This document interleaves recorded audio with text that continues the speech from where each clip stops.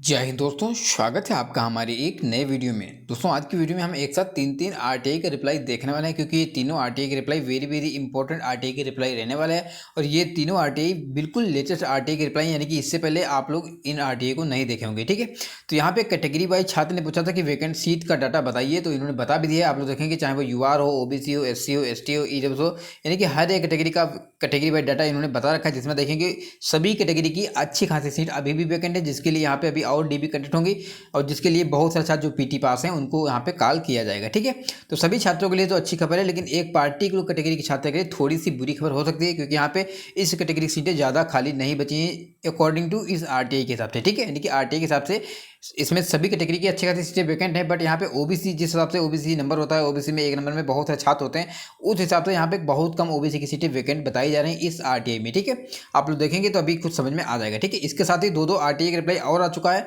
उसमें भी आपको आप लोगों के लिए बहुत इंपॉर्टेंट जानकारी निकल के सामने आएगी। जब आप लोग आरटीआई देखेंगे तभी आपको सारी चीज़ें पता लगेगी। ठीक है, तो चलते हैं वीडियो को आगे लेकर के बात करते हैं, लेकिन उससे पहले अगर आपने चैनल को सब्सक्राइब नहीं किया, सभी छात्र चैनल को सब्सक्राइब जरूर कर लेंगे, ताकि आपको ऐसे important video time to time मिलते रहें। बहुत सारे छात्र ऐसे हैं जो चैनल को सब्सक्राइब नहीं करते हैं, वीडियो को लाइक नहीं करते हैं और कमेंट कर लेते हैं। ठीक है, तो अगर आपको लगता है कि कुछ आपकी थोड़ी सी भी हेल्प हो रही है, तो अगर आपने चैनल को सब्सक्राइब नहीं किया, सभी छात्र चैनल को सब्सक्राइब जरूर कर लेंगे। ठीक है, अब चलते हैं वीडियो को आगे लेकर के। एक काम और कर लेना, कौन सा, टेलीग्राम ग्रुप ज्वाइन जरूर कर लेना, क्योंकि सारे अपडेट्स टेलीग्राम पे जाते हैं, बाद में आपके पास वीडियो आता है। ठीक है, तो टेलीग्राम ज्वाइन कर लेना, जिसका लिंक हमने वीडियो के डिस्क्रिप्शन बॉक्स में दे रखा है। अब चलते हैं वीडियो को आगे लेकर बात करते हैं सभी अपडेट्स की। चलिएगा, सबसे पहले आरटीआई की बात करें तो सबसे पहले आरटीआई ये रहा, जिसमें देखेंगे 13/5/2024। आज कितनी तारीख है? आज है 13 मई 2024। 13 मई का मतलब 13/5/2024, यानी कि आज ही का ये आरटीआई का रिप्लाई आया हुआ है। किस जोन से? ये आप लोग देखेंगे तो किस जोन से? SR जोन, यानी कि साउथर्न रेलवे चेन्नई जोन से आरटीआई का रिप्लाई आया हुआ है। किस जोन से? साउथर्न रेलवे चेन्नई जोन से आरटीआई का रिप्लाई आया हुआ है। यहाँ पे देख सकते हैं चेन्नई लिखा है। ठीक है, अब हम इसको पढ़ते हैं, आप लोग अच्छे से समझिएगा, मैं अच्छे से समझाऊंगा। ठीक है, यहाँ पे क्या लिखा है आरटीआई रिप्लाई एक में देखेंगे, number of vacancy remaining Anfield, यानी कि कितनी सीटें हैं जो अभी भरना बाकी है आफ्टर फोर्थ पैनल आने के बाद में, यानी कि लास्ट पैनल यहाँ पे जो आया था वो फोर्थ पैनल आया था चेन्नई जोन में, और लास्ट डीबी जो आई थी वो कौन सी आई थी? सेकंड डीबी आई थी। उसके बाद थर्ड डीबी अभी तक यहाँ की जारी नहीं हुई है। ठीक है, तो यहाँ पे बताया गया कि जो हमारी सेकंड डीबी का पैनल आने के बाद में, फोर्थ पैनल आने के बाद में जो सीटें वैकेंट हैं वो कितनी है? 186 सीटें वैकेंट हैं। कितनी है? 186 सीटें यहाँ पे अभी भी वैकेंट हैं। नॉर्मल सीटें की बात कर रहे हैं, अब यहाँ पे रिप्लेसमेंट की बात यहाँ पे नहीं चल रही। ठीक है, अब यहाँ पे देखेंगे कैटेगरी वाइज इन्होंने बता रखा कि यूआर की 93 सीटें वैकेंट हैं 186 में। बहुत बड़ी संख्या है यूआर की, इसीलिए बोलता हूँ कि यूआर यहाँ पे बहुत नंबर, यानी कि अच्छा खासा नंबर, करीब हमें लग रहा है कि 2 से 3 नंबर तक यहाँ पे डिक्रीज हो सकता है नेक्स्ट डीबी में, अगर रिप्लेसमेंट ऐड होगा तो। अगर रिप्लेसमेंट नहीं ऐड होगा फिर भी यहाँ पे 1 से 1.5 नंबर आराम से डिक्रीज होता हुआ दिखेगा। ठीक है, अब यहाँ पे देखेंगे एससी की बात करें तो एससी में 23 सीटें वैकेंट बताई जा रही हैं 186 में, यानी कि नॉर्मल की बात कर रहे हैं, यहाँ पे और भी सीटें और बढ़ के होंगी। ठीक है, एसटी की बात करें तो 28 सीटें एसटी की वैकेंट हैं। ओबीसी की बात करें तो ओबीसी बहुत कम, यहाँ पे मात्र 15 सीटें वैकेंट बताई जा रही हैं इस आरटीआई में, यानी कि नॉर्मल सीटों की बात करें। रिप्लेसमेंट की बात करें तो वो तो अलग से होगा ही होगा, लेकिन नॉर्मल की बात करें तो यहाँ पे बहुत कम सीटें वैकेंट हैं। ठीक है, ईडब्ल्यूएस की बात करें तो यहाँ पे ईडब्ल्यूएस अभी भी 27 सीटें वैकेंट हैं सेकंड डीबी आने के बाद में, यानी कि थर्ड डीबी के लिए ये सीटें नॉर्मल सीटें हैं। अभी यहाँ पे करीब 50+ सीटें ऐसी होंगी जो रिप्लेसमेंट में आना बाकी है, तो उसके लिए आपकी और अच्छा खासा डिक्रीज होगा, उसके लिए आपको वेट करना होगा। ठीक है, तो ये हो गया चेन्नई जोन का नॉर्मल सीटों का ब्यौरा, जो कि आपने देख लिया कितनी सीटें वैकेंट हैं और कितनी कैटेगरी वाइज वैकेंट हैं।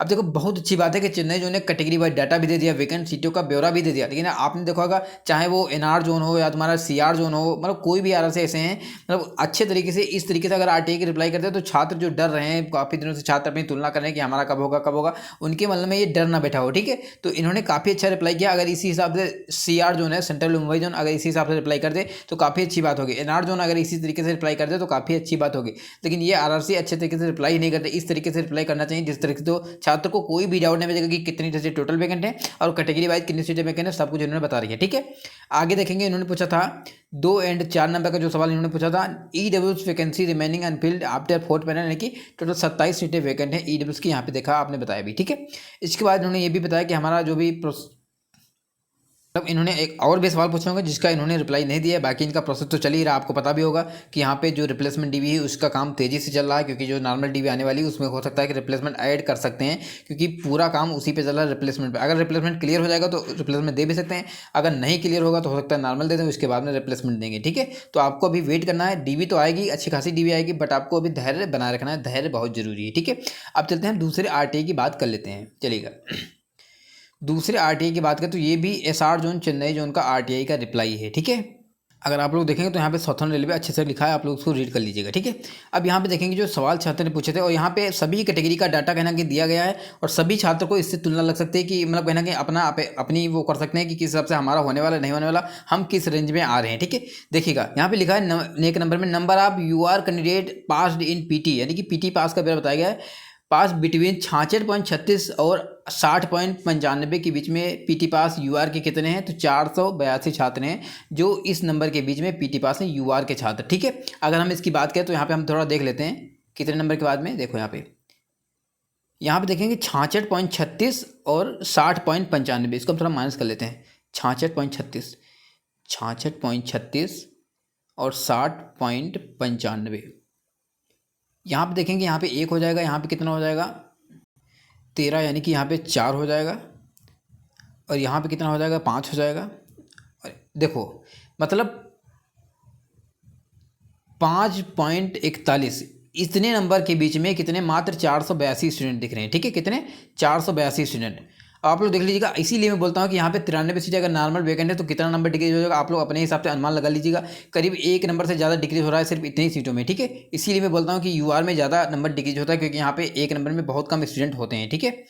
अब देखिएगा दूसरा बताया गया है कि number of OBC candidate passed in PT between 62.98 से 55.65 के बीच में। ओबीसी के साथ जो पीटी पास है वो 27 से 18 है, कितने ज़्यादा स्टूडेंट हैं आप लोग देख लीजिएगा। इसी प्रकार बात करें एससी की तो एससी पीटी पास कितने किसके 66.65 से 49.89 के बीच में 1029 छात्र हैं जो इसके बीच में है, ठीक है।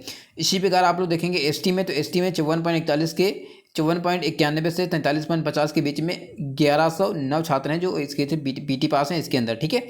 इसी प्रकार ईडब्ल्यूएस की बात करें तो यहाँ पे 47.21 से 40 नंबर के बीच में ईडब्ल्यूएस के 340 छात्र मात्र हैं जो पीटी पास हैं, जो अभी डीबी का वेट कर रहे हैं, यानी कि कहीं ना कहीं वो पीटी पास हैं, ठीक है। तो आप लोग देख लीजिएगा कि कितने छात्र मतलब ओबीसी में काफ़ी ज़्यादा छात्र हैं, एससी में काफ़ी ज़्यादा छात्र हैं, एसटी में काफ़ी ज़्यादा छात्र हैं और यूआर और ईडब्ल्यूएस में बहुत कम छात्र हैं 1 नंबर के अंदर। अपने हिसाब से आप लोग अनुमान लगा लीजिएगा, ठीक है। तो ये रहा साउथर्न रेलवे चेन्नई का, आप लोग अपने हिसाब से देख लीजिएगा कि आप किस कैटेगरी से, आपका नंबर कितना, आपकी रैंक क्या कहाँ पे पहुँच रही, ठीक है। कुछ तो आइडिया लगी जाएगा। अब चलते हैं एक और आरटीआई का रिप्लाई, वो भी हम देखने वाले हैं। एक और आरटीआई की बात करें तो ये आरटीआई का reply northern railway Delhi zone का आरटीआई का रिप्लाई है, ठीक है। यहाँ पे देखेंगे 22/4/2024 का आरटीआई का रिप्लाई, लेकिन हमारे बीच में आज ही आया है, ठीक है। यानी कि ये अप्रैल का आरटीआई का रिप्लाई 22/4/2024, ज़्यादा पुराना नहीं है लेकिन आप लोग मान सकते हैं, ठीक है। तो यहाँ पे जो इन्होंने बताया था 1 नंबर में देखेंगे third DB and ME will be conducted in May 2024, यानी कि उस समय ये बोल रहे थे अप्रैल में कि हम अपनी थर्ड डीबी मई में कराने वाले हैं, ऐसा उन्होंने बोला था, लेकिन वहाँ पे डेट फिक्स नहीं की थी।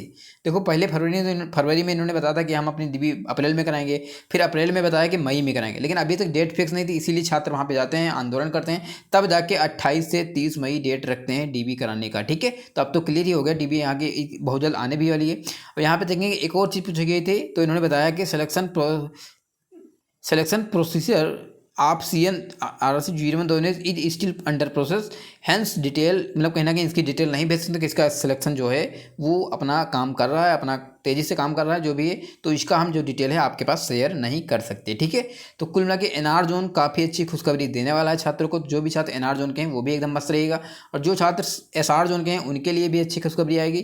तो आप लोग बोल सकते हैं NR और SR ये दोनों जो छात्र हैं, इन दोनों छात्र अगर आप इस जोन के छात्र हैं तो आपको डॉक्यूमेंट हर समय रेडी रखने, क्योंकि ये दोनों RRC बहुत जल्द आपको खुशखबरी देने वाले हैं, ठीक है। तो वीडियो अच्छा लगा है, वीडियो को लाइक कीजिएगा, चैनल को सब्सक्राइब कीजिएगा। मिलते हैं किसी से वीडियो, तो bye bye, good evening, take care.